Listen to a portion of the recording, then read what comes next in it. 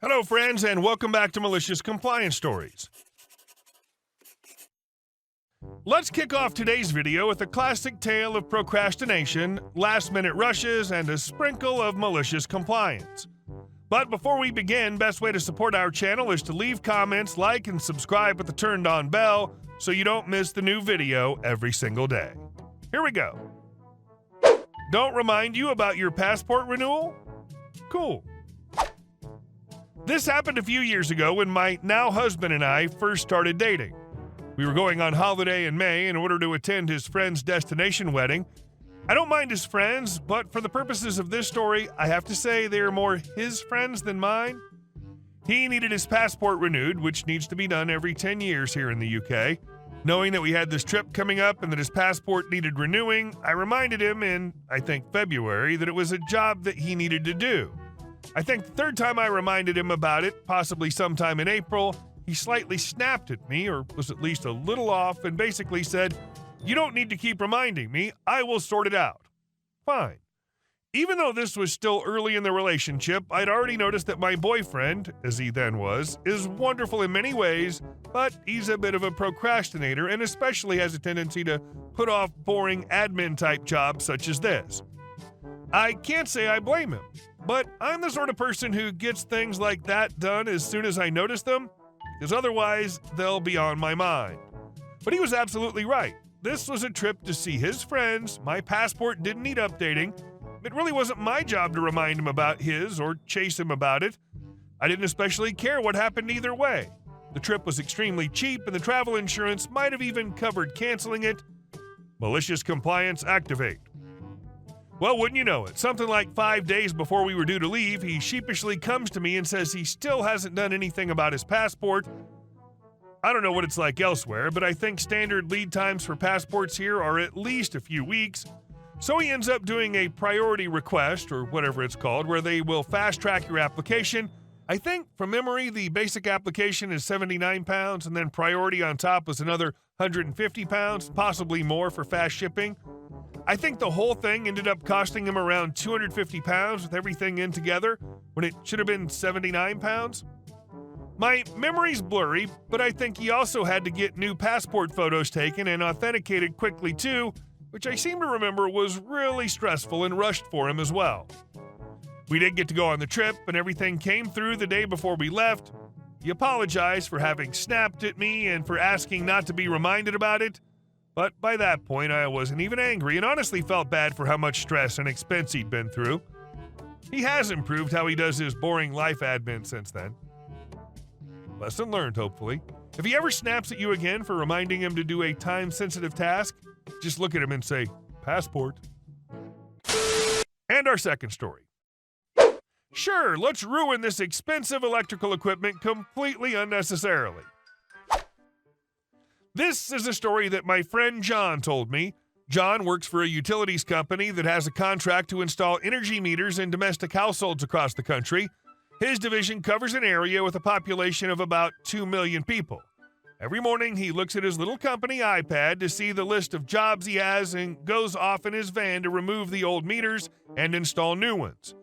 The company has set a very ambitious target for all households in the country to have these new meters by a certain date. As it goes with companies that do this kind of work, they regularly get audited. The employees' vans get checked for safety, the meters and equipment get double and triple checked, and so on. That fateful day was an internal audit for that locale. It was a beautiful April morning when all the engineers covering John's area turned up to have their vans and equipment inspected. There were many people in vans, and John had to wait a while for the internal auditor, Mark, to approach. He noticed that Mark left a trail of puzzled faces in his wake. "All right, mate," Mark said. "Can you just unload all the meters from your van and put them on the ground in front?" John said, looking at the April sky, "Really? I mean, it looks like it's going to rain." "Nah, it'll be fine." "No, really, the forecast this morning said there was going to be rain, and the sky's looking a bit cloudy." "Look," Mark snapped, "I have loads of these to test while you guys are indoors being quizzed. Just do as I say and leave them on the ground." As he moved on to the next guy, John made incredulous eye contact with another engineer, and they both shrugged as they started unloading the meters. Sure enough, as they sat in a conference room doing their knowledge and aptitude tests, it started pouring. like really coming down. A few minutes later, Mark ran in, grabbed one guy, and they went outside. John is not only a responsible person in general, but also happens to like his job, so he spoke up, "Shouldn't we all go out there to help?" The manager in charge of the test said tersely, "Mark only got that one guy." John shrugged. "All right." After they finished what they were doing, they went back outside. The hundreds of electrical meters were still on the ground, and Mark was still running around looking a little nervous. John called him over. "Mate, what are you doing? None of these are usable now." No, Mark said. "See, the ones you put down upside down will still be fine."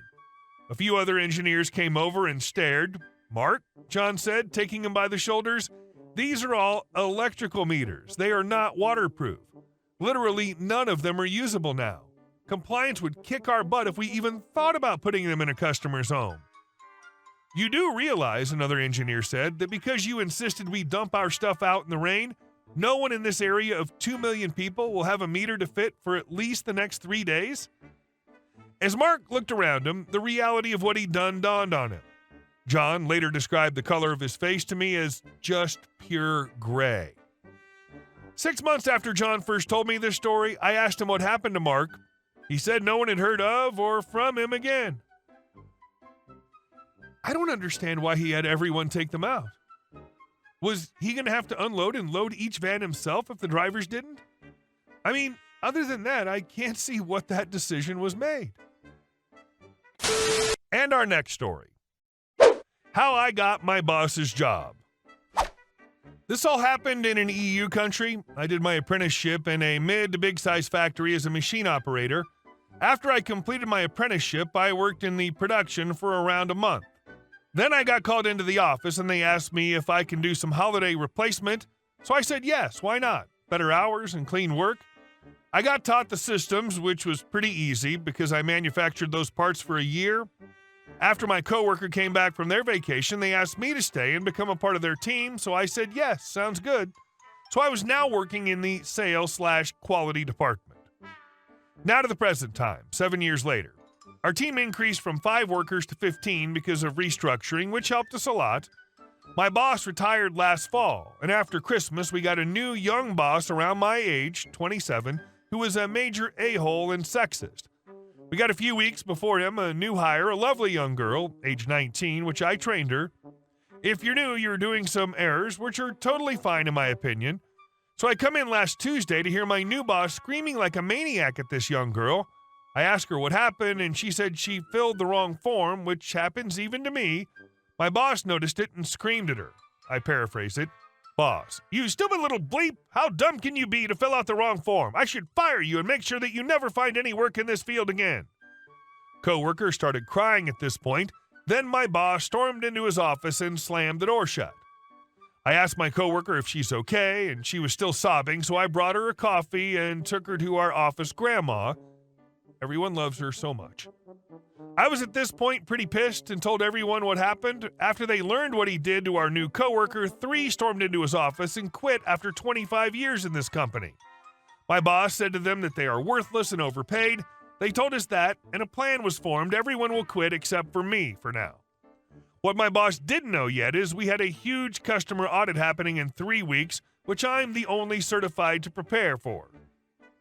If we fail this, it'd cost us 15 to 20 million euros and the customer would pull the contract. So after my boss learned that the whole department quit except for me, he was even more pissed. Boss, hey, why the hell did everyone quit? Me, maybe because you're an a-hole and a sexist pig. Boss, what did you just say, you a-hole? Me, you know what I said. And do you remember the big audit in 3 weeks by customer X? Boss, yeah, what about that? Me, you know that I'm the only one certified to prepare it, right? Boss, yeah, and? Me, I quit as well because I don't want to work for such an a-hole boss. See ya, and walked right out to my other coworkers to say goodbye in the whole factory. The production VP noticed it and asked what happened, so I told him and he was pissed. He called the CEO, which I knew pretty well, and said, "Robert, the crap hit the fan big time. Come down to the production floor now." The CEO asked if it's important, and the VP said, "If you want to pass the audit in 3 weeks, then move your butt down here now." So the CEO came running down with the entire C-suits and asked what's so important. Then I piped up and said our whole department quit today and won't come back until this mother effer of a boss gets removed and fired. Then they asked what happened, and we told them. They were mad and asked how they can fix it. I said fire him and hire a better fit. Because I held the most trainings and qualifications, they asked me, which I gladly said yes. So we took off to my new office with my old department and the CEO in tow. My boss saw me and said arrogantly, "Decided to come back and beg for your job back, you little R-word?" Me. "Nah, just to inspect my new office, 'cause you're fired by now." He laughed and said, "I'm under him and only the CEO can fire him." So the CEO came around the little corner and said to my boss, "Get the F out of my company, you're fired! And I'll make sure that every company knows what you did." My ex-boss was white as a sheet. After that, the CEO called the police and reported him trespassing. In the end, I got a $70K raise and a bonus option, which I declined, and asked if we can split it for my coworkers. I don't need that much money. €1 million worth of bonuses. My CEO agreed, and everyone got their job back, and we complete the audit without any fails. The customer was happy, and so are we too. And our last story. To start, I'm from a farming family, as well as the youngest of 5. It's obvious that I grew up as a farmhand, as did my elder siblings. And while it's a different story altogether, you never messed with my 14-month elder sister. She's the strongest of the 5 of us, as I'm still aware. Anyway, there was an older woman who lived down the street from us. She allowed my dad to rent her 40 acres of land every year for a price. Don't know the details of the deal they made. Adding my dad's own 40 acres, that was 80 acres he could work with. This meant my parents could continue to save a lot of money for their own retirement. They're still at it, by the way. The older woman died, sadly. I don't know how, but her son, we'll call him Toombs, inherited the land. Guess what he wanted to do? Why, sell it, of course, at an extremely high amount. He decided that the best option would be to auction the place off. Well, plenty of farmers wanted that land. My dad was one. Here's the thing. Several people made huge offers, like several hundreds of thousands of dollars, and he didn't take them. Toombs wanted to try to make more from the auction. Even my dad made an offer of about $300,000 and was turned down. My dad took out a loan to get that much cash for the property. Granted, it wasn't as high as others, but again, that man refused to budge. Then came the day for the auction. My dad looks around, and all the people that could have and would have outbid him aren't even there. My dad gets that 40 acres of land without much of a fight and got it for about $50 to $100K cheaper than his original offer. Remember the sister I mentioned earlier? She's currently renting to own that very house with her family, and it's all because Toombs didn't take the money he was offered by the people that could have given him the most profit. Hey guys, thank you all for watching the video. I'll see you in the next one.